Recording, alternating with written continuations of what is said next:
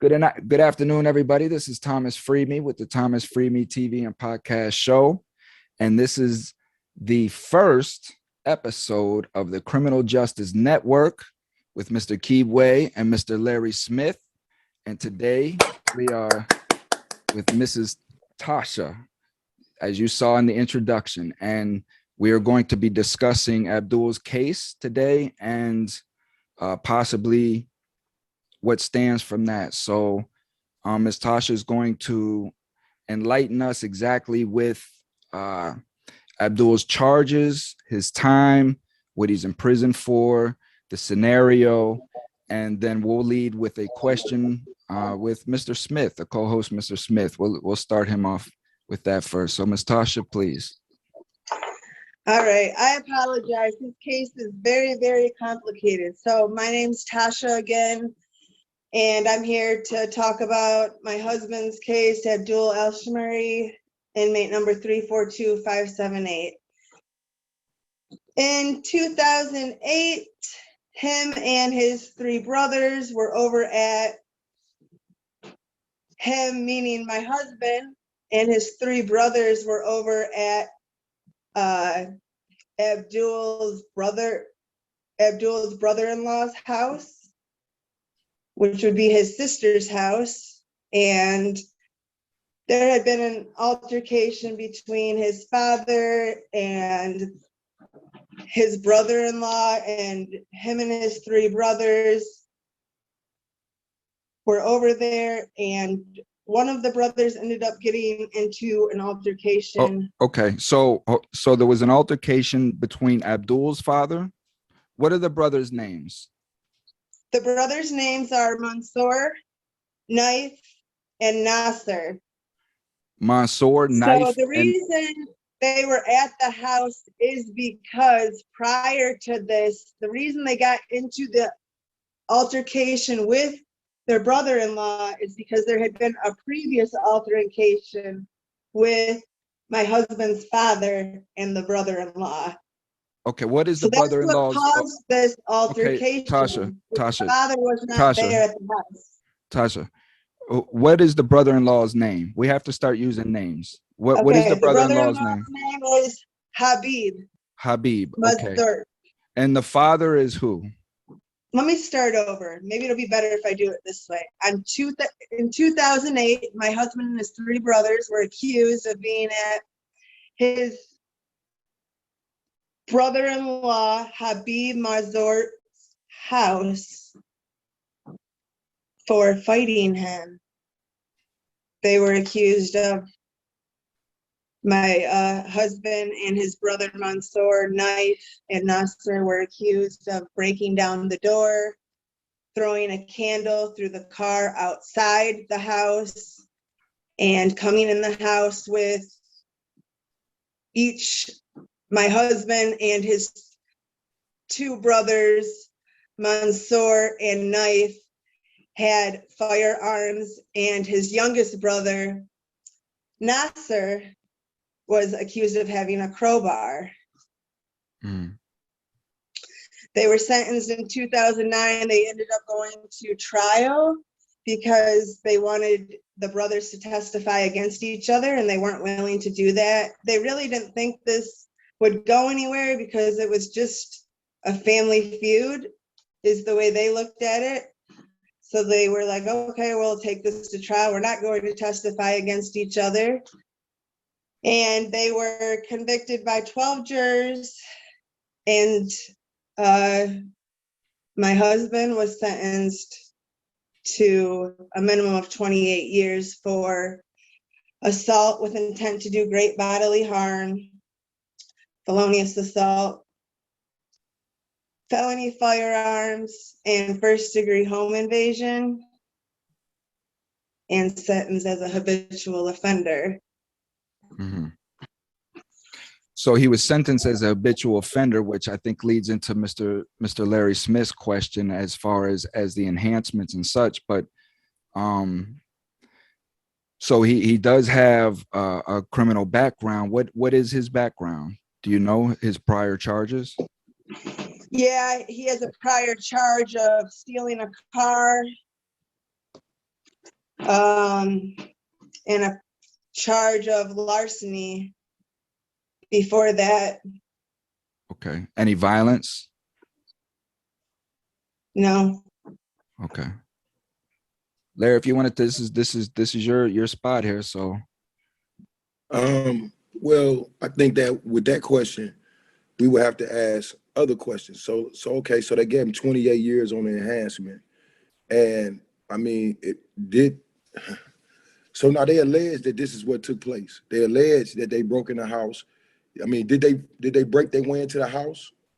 I mean, are they alleging that they innocent? I mean, ultimately, today, what are we here to discuss as far as the case is concerned? And then maybe what help?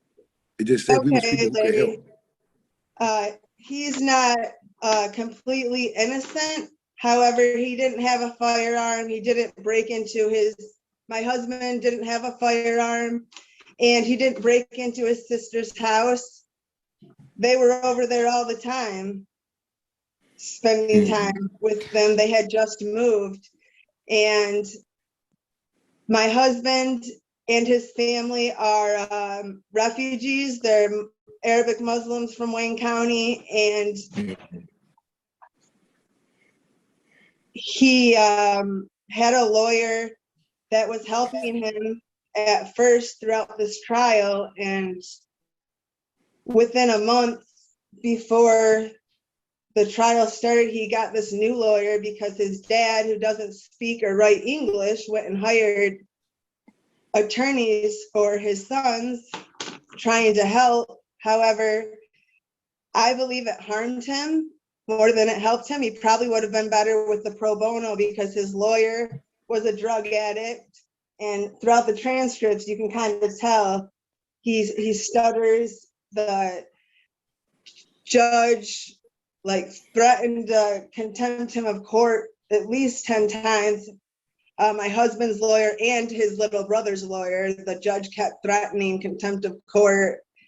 One time, let me ask you this: how did they get the conviction? Like, who testified? How? I mean, if their intent was to take you to trial because the people would not testify, ultimately, who was the person who testified? Who testified was his brother-in-law, Habib Mazurk, and his two sons, Safa and Karar. At the time, Safa and Karar were younger kids, and the kids, Safa and Karar, were actually the ones who were the interpreter for their father and the police. They didn't call another police officer or Tausha, anything. Explain the story of the evidence that they had used about the break-in on the door, about the pictures that During the altercation, they supposedly broke off a handle to one of the firearms my husband had, and that was the only evidence they had on them. They never took the candle for evidence. They didn't take fingerprints. They did have pictures of the door, but it was of the door 5 months later fixed. It wasn't of the door right after the incident, Christmas Eve or Christmas Day, or even New Year's Eve or New Year's Day. It was the following year, 5 months later, after it was fixed. So the police should have taken pictures of the broke door. They should have taken pictures of the brother-in-law and how severely injured he was, even though he went to the emergency room, came home the same day. The brother-in-law, Habib Mazurk. How much time did the co-defendants get?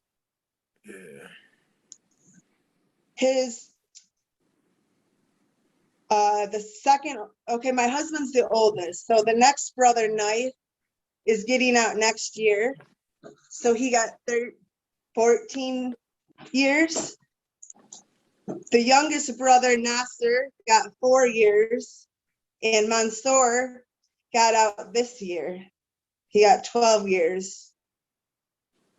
Well, that was their minimum. Was he on any type of paroles or probation, anything? I'm just asking. Yeah, he was on parole. He So was did they on all get parole filed? and he had been to prison before. Interesting. So did Let me any? ask a question. Go ahead, bro. So this is Kibwe. How you doing? Good, So how are you? I'm fine. So I'm actually a part of this conversation because I served 27 years. I was a juvenile lifer, so I served in life without parole until recently. My question is, we have established a couple of things, and I guess I'm the voice on the panel that is very pragmatic. When you got a hammer, everything looks like a nail. That's me. So in this particular instance, we have established that we're not dealing with somebody that's completely beyond reproach, right? He could be just like me. I'm a person who's done bad, but I'm not letting it define me. So we're not alleging that he's innocent. It sounds like what we're saying collectively is that he has been over sentenced. He received a sentence that is more than his role in this incident. Correct. Okay, so how do we show that? How do we show that? Have we took a look at the sentencing grid, the guidelines to see for his charge, his conviction, did they go outside of that scoring range? They did. I don't have the exact paper to show you by how many months, but I know that they did because I just talked to him about it after the last time I had a discussion with Thomas. And I'm waiting to get the papers, and I did send out for some information to get from the Wayne County clerk and stuff regarding his case. I have all of his transcripts. However, it hasn't been easy getting other documents, so. Yeah, they don't make that process easy for us. Well, let's talk We have about a that. lawyer. I hired a lawyer last year, and we just finished a private investigation. So Let's talk about that, Tausha. Explain a little bit of that process. When you say that it's not easy to get this man's legal work, or however, explain some of the hurdles that we have to go through in order to prove our case. well, he was up north and went through hell there. Some of his legal work got stolen, but when he got moved down here to Saginaw, all of his legal work, all of his transcripts, everything he's had for the last 13 years has been stolen. However, it's been difficult also because he's Arabic. He's had to learn to write, be confident in writing. Because to him, he thinks, oh, I don't write good English. He does. He writes good English and spells good. But he thinks that I don't write good. I don't spell good. But he had to learn that so he could write letters out to people because he didn't have really much support other than his sister and his mom. His mom passed away last year.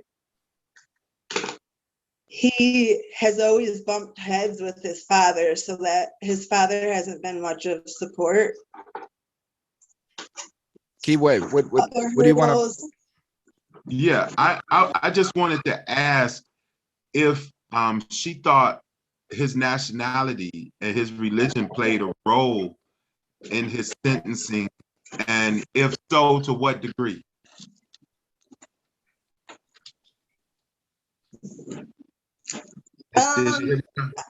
Yes, I think it does to a degree because the judge was a retired Catholic priest, and in the transcripts, he had like a very smart ass attitude at times towards my husband and one of his other brother's lawyers, almost as if he was for the prosecution during trial. Was any comments ever made? Comments ever made about his race?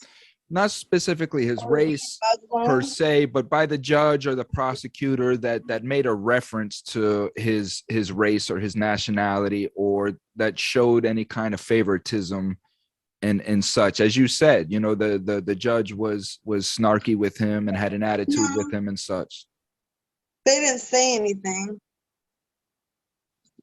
What such as, or brought it out and said anything like that, as far as well, what gave you that you're impression? Muslim or you're Arabic or anything. No, they What know had what they're doing. They know their resources are limited. They know, Mhm. I mean, they're refugees, they're from another country. How easy is it to throw away the key, lock them up? Mhm. I mean, I'm all for being accountable for your actions. I went to school for criminal justice, and I'm not saying he's completely innocent. What I'm saying is the way that they did things, the way his trial went, how they charged him with all them charges is wrong. Even if he was on parole, even if he had been an outcast his whole life. Well, and we can say that, but That is giving somebody that's giving somebody life in prison. but the thing of it is showing that it's wrong, proving that it's wrong. As we say, you know, any convict will tell you that does legal work, you know, it's not what you know, it's what you can prove.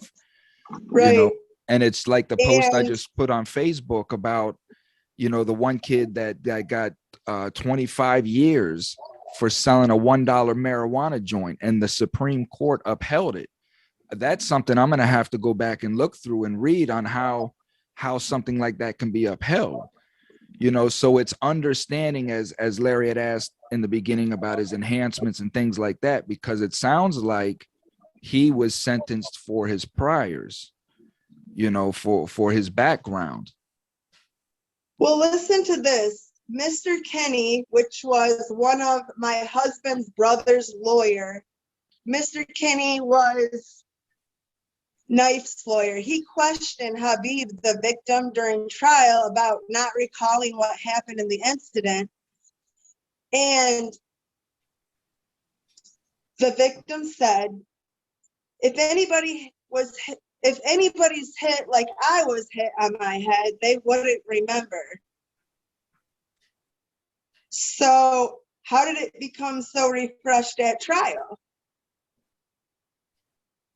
Mm-hmm. I mean, this was not in trial. This was before trial. So now like, is the information that we questioning, the fact that he the way that they saying that it played out, you saying that the events don't match, and that your husband's role was not your husband's role was not one where he deserved 28 years in prison. No. And he said, go ahead. And he's saying, as Thomas stated earlier, and that Kibwe stated, is that he would constitute to be over-sentenced. Because, I mean, to me, there was a domestic violence issue, a domestic issue in a household. And then out of this domestic issue, from what you're saying, turned into one person serving 28 years, another person serving 4 years, and then other people serving sentences.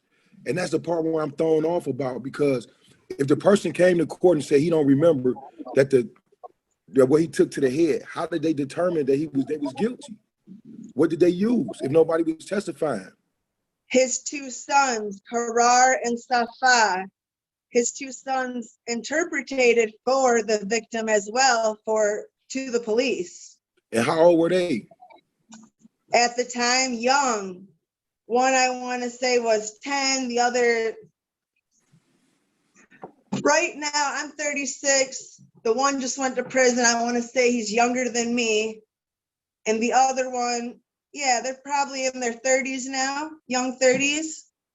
So now, Thomas, Kibwe, it kind of seemed like the reverse of normally when a juvenile go in and be questioned, they bring an adult in. In this instance, where you had an adult, they brought a couple adolescents in who was supposed to communicate, I guess, on behalf of the officers to the perpetrator. Well, what they say to me, possibly the victim. I don't know. They were supposed to communicate what was said, and then that leaves the question: how could they communicate effectively? And then how could this man actually know what they were saying if he technically needed an interpreter? And then the interpreter was a child. So I think that now, did he make a statement out of that? Was a statement made from with the children and they transcribed it in the paper? Did he sign it or anything? He never made a statement because he said that he doesn't know how to write English.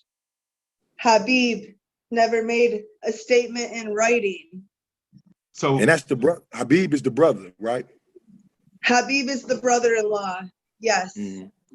let me interject this, Thomas and Larry, because if the facts hold up, and we never know that till the record is reviewed, but it could also be a radical jurisdictional issue, a defective jurisdiction, where according to the Constitution, you must be present at your own trial.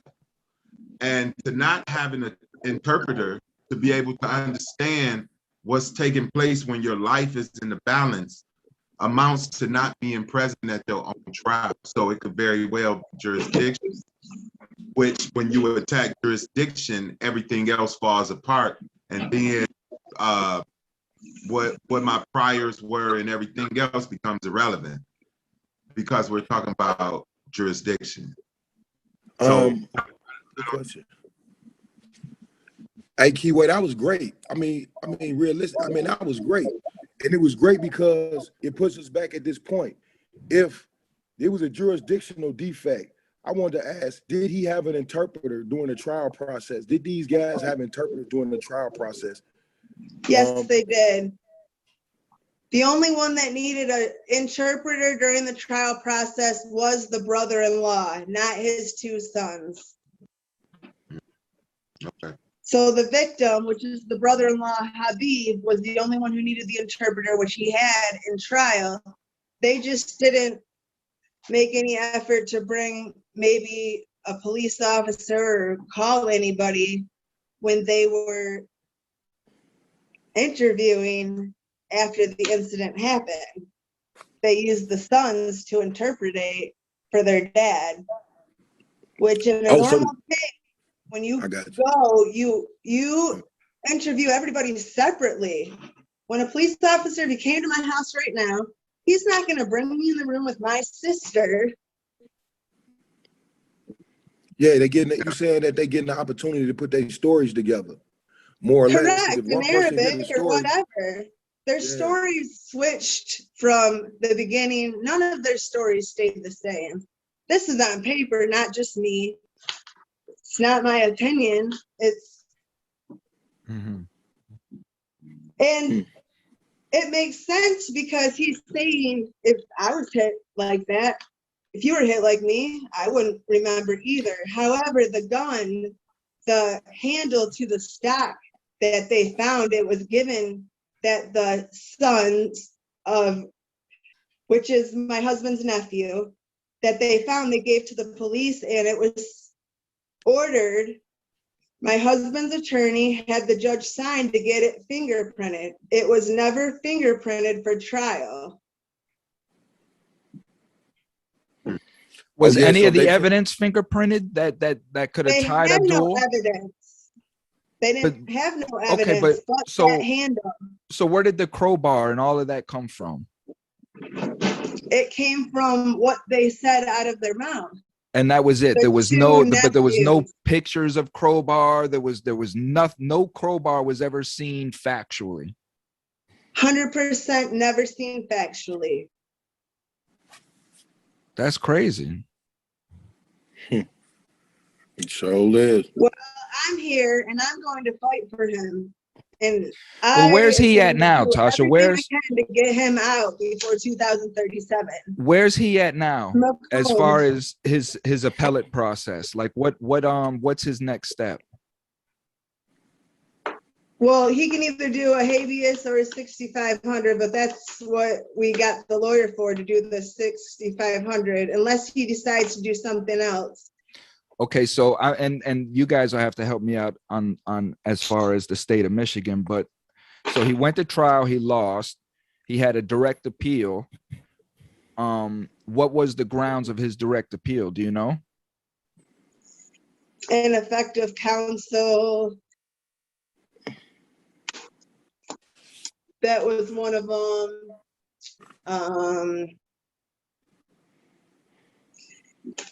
They had said that the nephew, my husband said that the nephew had tried to get them to pay money to drop the charges, and he had posted it on MySpace at the time when MySpace was popular.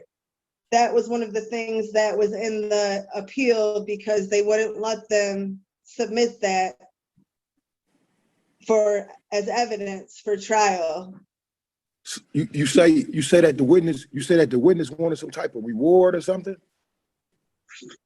Yeah, the victim's son said if my husband's dad gave them $60,000, which is the victim's son's grandpa, because they're all family, that they would drop the charges. And it was on MySpace under Safa 09, because that's his nephew's name, Safa. However, they said there was no way to prove authenticity and whatever other word they use. I can't remember verbatim the exact word, so they wouldn't let them use it. Did they ask the guy? Did anybody ask the guy if he said it? Yes. He said no. I found something interesting today. Him and his brothers all did a appeal together in 2010. And Safa, which is the son of Habib, the victim, wrote an affidavit for them all. However, my husband never ended up getting his because Nasser ended up going overseas and never sent it to him. I did get the affidavit Safa wrote for Knife, though. And in the affidavit, he says, Safa Marzort, being duly sworn, deposes and says as follows. 1, I was a witness for the prosecution in the trial of Knife A. El-Shamari and his co-defendants. I am also the nephew of those defendants. My testimony assisted the state in obtaining a conviction. 2, I have personal knowledge of the facts stated in this affidavit and am willing to testify as to the truthfulness of these facts. 3, the original testimony that I gave was falsified because I was coerced by the prosecution. Both my brother and my father threatened me with violence if I did not testify against the defendants. Before the trial, the prosecutor came to my house and told me that if I did not testify the way she wanted me to, she would lock me up. 4, during the incident in question, I did not see any weapons whatsoever. 5, after the incident, I found the $5,000 that was allegedly stolen, which proves no armed robbery occurred and further discredits my father's testimony.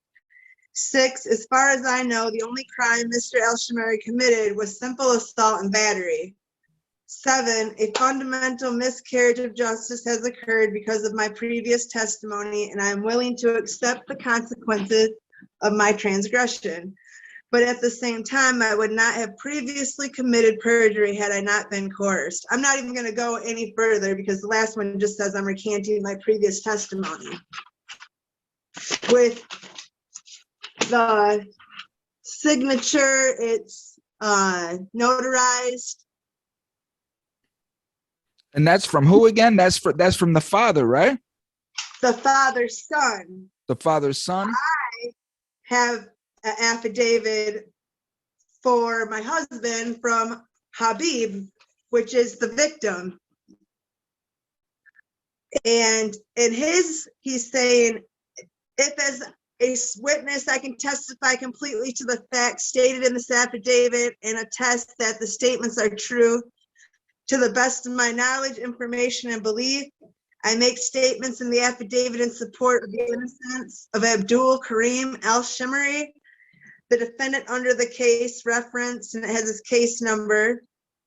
It says, I was the victim in the prosecution in the trial of Abdul Karim al-Shimri and his co-defendants. I am his brother-in-law. My statements assisted the state in obtaining a conviction. I have personal knowledge of the facts stated in this affidavit and am willing to testify to the truthfulness. The original testimony I gave was false because I was coerced by the prosecutor. At the time, there was a family feud going on. I was told if I didn't testify, I would be locked up and was fearful I would go to jail. 6, I did not see Abdul al-Shimri with a weapon or guns at any time. He did not have a weapon of any kind. 7, Abdul al-Shimri did not kick my door or force himself in my residence at any time. 8, I was not physically hurt or injured by Abdul Karim al-Shimri that would result in hospitalization, physical scars, or death. 9, I had originally stated that money missing was stolen by Abdul, and the money was eventually found in my residence. Abdul took or stole no money from me at any time. 10, my children were influenced in their testimonies at trial due to family arguments. 11, injustice occurred because of my previous testimony. I'm willing to accept the consequences of my previous statement. 12, I'm recanting my previous testimony for the following reasons. This whole case has been weighing my conscience and bothered me from the beginning. It's created problems within my family and also pain and suffering because of my own disagreements with my brother-in-laws. 13, I, Habib Mazurk, declare under the penalty of perjury that all of the above statements are true to the best of my knowledge, information, and belief. And I gave the original to the lawyer, so I printed a copy. However, the private investigator went and met with him with my husband's sister and her husband, and he told the private investigator with the interpreter, they had an interpreter, that he was just trying to help him and that he didn't mean it. But I think the reason he said that is because they told him and made him aware that this is perjury, this is a life offense. He's like, he's not gonna do it. And I told my husband that, I said, he's not gonna get up there knowing it's a life offense. He's scared. What's a life offense? Perjury. Perjury can carry up to a life offense. You know, perjury, I guess realistically, perjury is a charge. So the person thinking that, all right, I've been dishonest, I lied on this man, I'm gonna come forward now, there's a possibility that I'm gonna be getting placed in trouble. And I mean, that's what happens all the time across America. But the reality is, if you was dishonest and you played part in somebody losing their life due to its dishonesty, then sometimes you got to be willing, I guess, to accept what come along with it. Because if you didn't, why be dishonest? You know. Why I can absolutely agree with that, but I would assume that's a case by case scenario. I mean, obviously, this guy wouldn't get life, you know, for coming in and recanting his statement. I would think not. Fam, I guess the number one question, Thomas, would be, how many cases in Michigan have we seen where people stepped forward and they was charged with perjury for the dishonest actions that they took or getting someone incarcerated? You know, if that's a whole different form of conversation. And I say that because this is relevant in the wrongful conviction arena and also in the oversentencing arena, where people came and testified to things that weren't true. So like, say an incident did occur, maybe he did punch him, but the rest of the things that took place, we know is dishonest, and those are things that created the enhancement. So a person for creating the enhancement, now they feel nervous that they may get a penalty for violating the statute of perjury. And I think that I'm a person, I applaud silence, but in the instance where you dishonest, where you lie for the sake of being dishonest, then I think, this is my personal opinion now, I think a person should step up. And if you're gonna be perjured or not, the reality is somebody's life is more valuable. You shouldn't take part in hurting people if you're not willing to step up. And Hey y'all, that's Tamara Washington on the phone. She's at the woman's prison. And, Hi. Yep, she on there, Huron Valley. God she bless been you. I seen your picture at the rally. Say she seen your picture at the rally. They were holding your picture up. Yeah, that was me. I had her picture held up high. Yeah, it must have been you then. Yeah, we support our people inside of that place. Those who haven't done anything, those who have, and is old, and those who have, who deserve a second opportunity. So we always want to lift those people up. But by that affidavit that you have, and the fact that they went in there with his wife, you know, it seemed the two don't match up. You know, I mean, I would like to talk to the guy. You know, like I said, I don't know if I explained it all. Last year in August, I hired a lawyer. Tausha, let me ask you this: Would the father-in-law be willing to talk to us? The father-in-law? I don't have contact with any of these people or have any way of getting in contact. How did you get the affidavit? Where did the affidavit come from? His sister. The father-in-law, you mean my husband's father? That's the only father, or are you talking about the victim? The victim. Okay, the victim, I don't think would come forward because the sister, my husband's sister, had to get him to go speak with the private investigator. And it was very, very complicated to get that arranged. It took a long time. I mean, I wonder if like once I have seen these things, when an attorney go in there, when a person go in there with the attorney and the attorney go to educate them to what could possibly happen, oftentimes it will make a person so nervous because now it was already a nervous effect to become forward. And then a whole nother effect that's been placed on the psyche when they saying that, oh yeah, for coming forth, the penalty could be death. You know, who really want to step into the line of fire in that aspect? So, and now in my instance though, like I say, me being a person who was the victim of perjury, I was an actual victim of somebody committing perjury, and those people are not incarcerated. So, you know, as far as that guy's concerned, maybe if he understood that it was other people such as myself who have been in prison for things they didn't do, and other people had to step forward and tell the truth, then maybe he might be a little bit more willing. And that's why we were saying as far as talking to him, because when you got to walk and talk an example of what the other end of the spectrum look like in your face, you know, it's a little bit more difficult to turn your back when your intent is to help someone. Right. So, you know, well, in the case of Temujin Kinsu, I mean, the star witness that they used to testify against him came forward before he died on his deathbed because he was dying of cancer. I can't remember his name off the top of my head, but he came forward and said that it was all a lie, that he was coerced and that he was promised to get out of jail and all of these things, and that Temujin was free, that he was innocent, and that they should free the man. So we know that there is persuasion. You know, they oppress us to the fact to where I'm dealing with so many cases now of guys coming out saying that they were just pressured and oppressed to the fact to where they had to plea out, you know, to these sentences, even though they didn't want to. They were offered a deal that they couldn't refuse, let's say. He would have been home. They were offering him 7 years to take a plea in this case. They offered him 7 years and they gave him 28.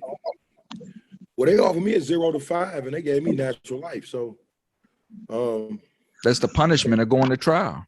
Yeah, we definitely recognize the disproportion in that aspect, and across America and our communities especially. But I'm just interested in it, you know, like some of these details, like the child communicating on behalf of the adult, back and forth, and then, you know, like what was generated from. But not only a child, but what the child was involved in the occurrence as well, right? So the child was emotional. So yeah, not only was. Okay, that night, The victim, his brother-in-law Habib, his two sons, Harar and Safa, Habib's friend, Hussein, and my husband's cousin. No, my husband's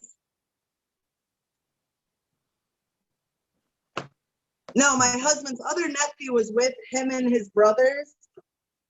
They never interviewed Ahmed, which is my husband's nephew. They never interviewed Hussein, which is the victim's friend that was there. And both of those people could have been a neutral witness. Mm-hmm.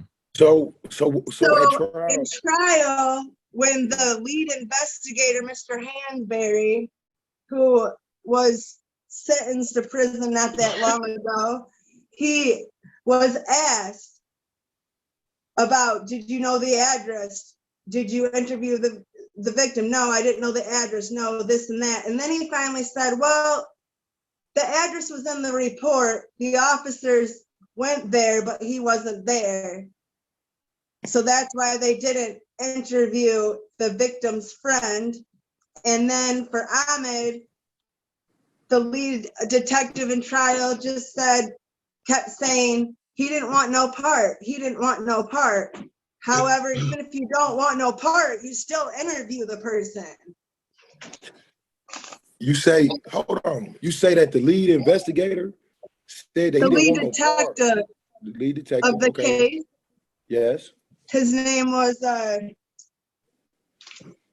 his last name was Hansberry. He was a sergeant of the Detroit Police Department, and he was the head of the firearms task force and the narcotics team. He's in prison now. Is he However, is he on that Giglio list, that Brady Giglio list?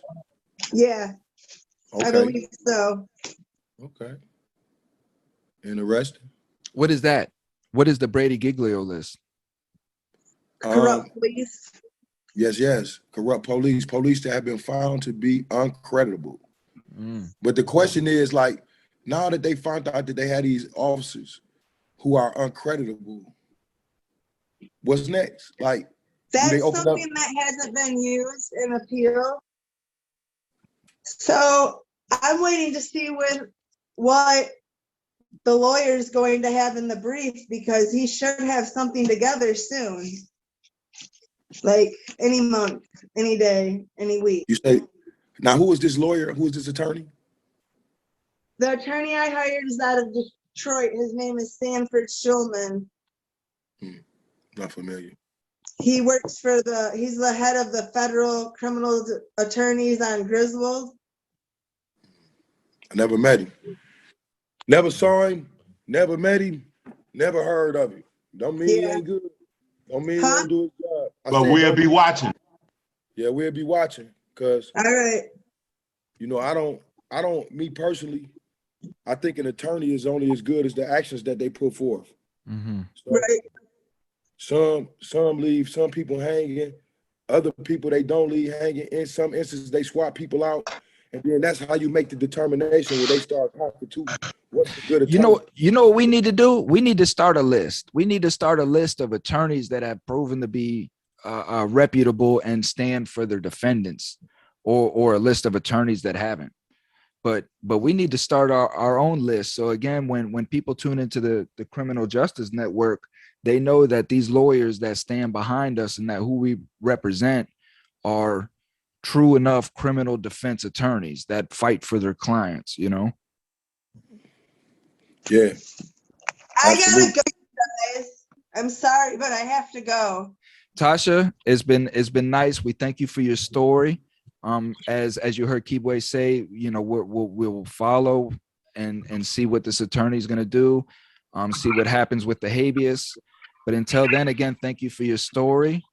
And maybe you can interview my husband sometime and talk to him, and I'll keep in contact with you about the other that we were just talking about with the victim. Will do. Okay, thank you. Be safe. Appreciate the conversation with all three of you. Have a great day. You too. Be safe. Be your best Thanks. self. Let me say something quick. Okay, let's go. Let's discuss this here. So we established a couple of things in that conversation. And I'm just sort of like recapping. One was, it was not about whether or not this man was innocent or even a nice guy. It was a question of the policies and the laws that govern the way people are sentenced or even treated in this country. If they were abused in this instance, if this man was oversentenced, and if he was oversentenced, then was it because of race, gender, creed, or any of those other things? We got a fight on our hands, because that's what we do. We defend when things like, because we were victims of that same abuse and exploitation. So that was the other thing. Then something else that came out, which I think is very relevant as we move forward as a team, is that in these courtrooms, it is not about who is guilty or innocent. It is about who has the most persuasive argument. And that should be a it should be a red stain against the United States in terms of their laws and policy. You know what I'm saying? It's a conviction. It's a conviction against them because the system is broken. They acknowledge it every day, but they fail to do anything about it. And it forces the people who are victimized by it to start holding them accountable. Amen. So we're talking about the taxpayers, we're talking about the registered voters, we're talking about incarcerated people as well who have family and friends. And we can change this narrative. We can stop asking for things and we can start holding people accountable. As long as the people with us, we can change the narrative. So that's what I wanted to bring to the conversation. And I think we own it. Mr. Smith.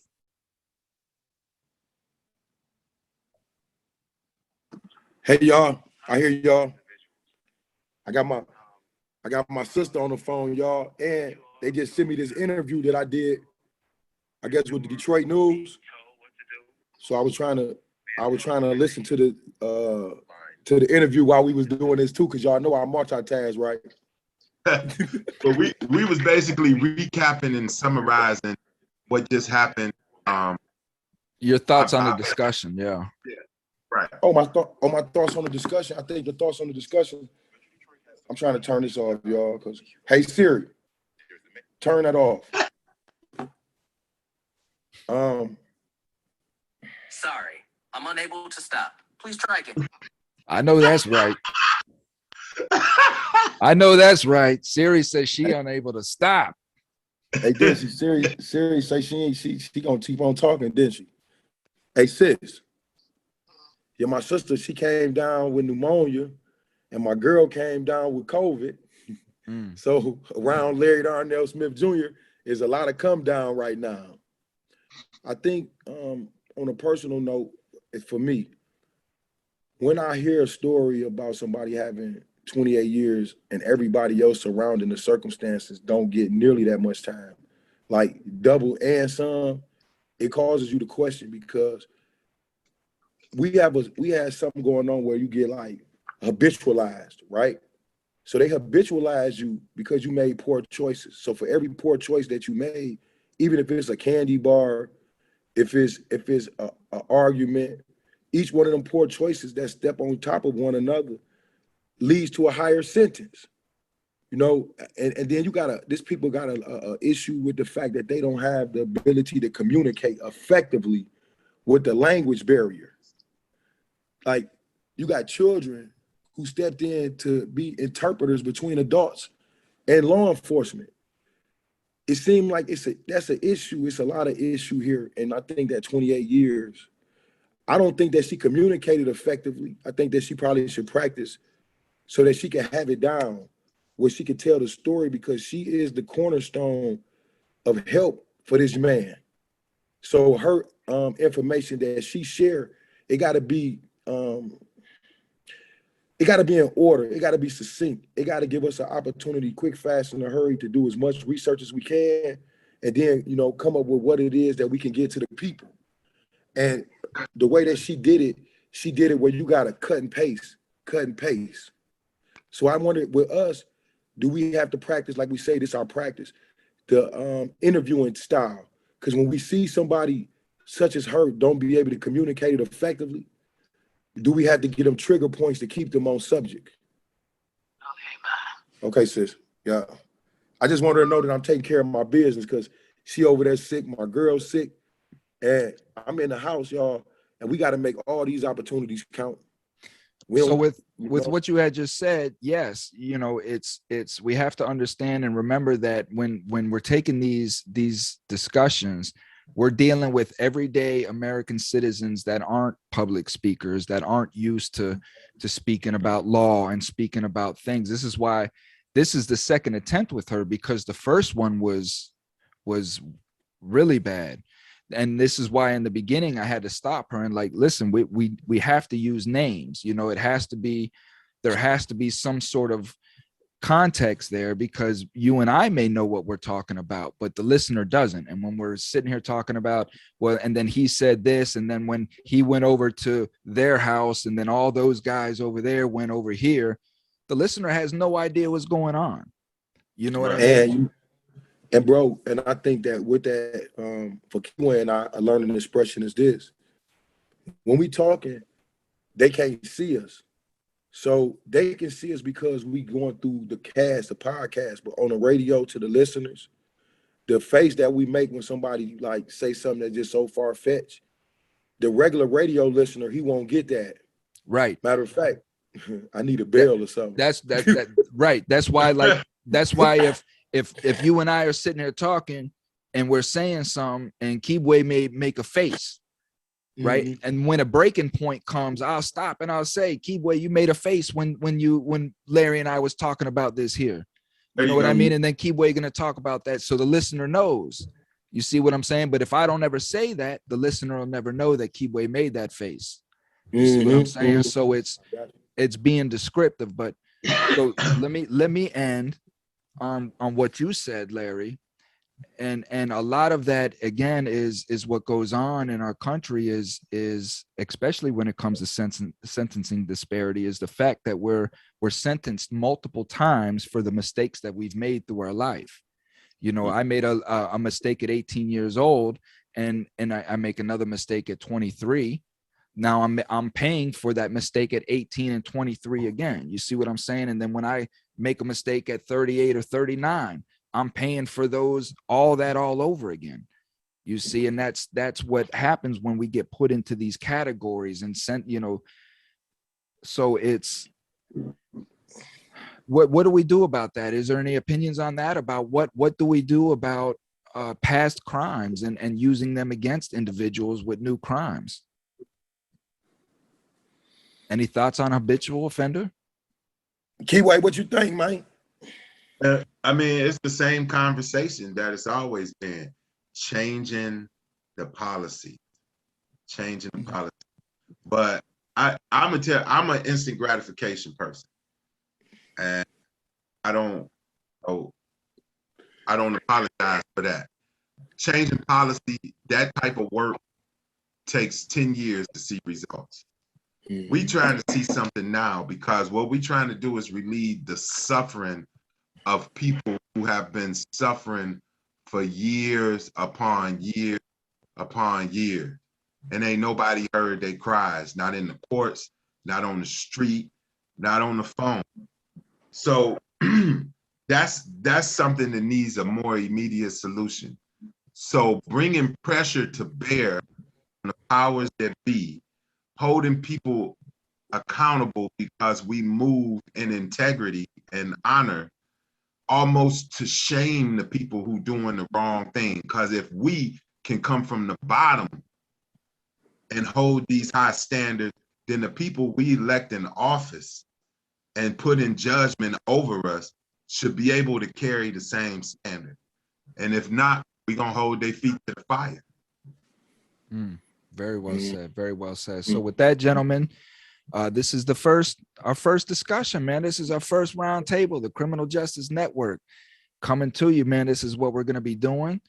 We're just going to be hearing the American people out and what they got going on. And I'm willing to bet after a while, these stories are going to start being repetitive. They're going to start sounding the same about prosecutorial misconduct, withholding evidence, tampering with evidence. Just all of this is just going to be a repetitive cycle that we're going to uncover. And as you heard Kibwe say, you've heard me say, and Mr. Larry Smith, this is going to take unity. It's going to take unity. It's going to take the people, all of us coming together with the proper understanding of knowing that our justice system, it's not that it's broken. People say that our justice system is broken. It's not broken. It's working like a well-oiled machine. It's working how it was designed to work. We think that it's broken because we're on the oppressive side of it. But those that are in charge know that it's running full steam ahead. So this is what we're looking to do is break that thing down. So Criminal Justice Network, Mr. Larry Darnell Smith, the original Fatlipper, Antonio Williams, Kibwe, and this is Thomas FreeMe with the Thomas FreeMe TV and podcast show. Stay tuned, man. We got a lot of things to do, man. Hey, Thomas, and make sure they know, free the innocent, free the medically frail, free the oversentenced. No question. That's what we're here to do. Free the medically frail, free the oversentenced. Salute. Be your best selves, man. All of this stuff will go away if we all just be our best self, man. Y'all take care. Much love.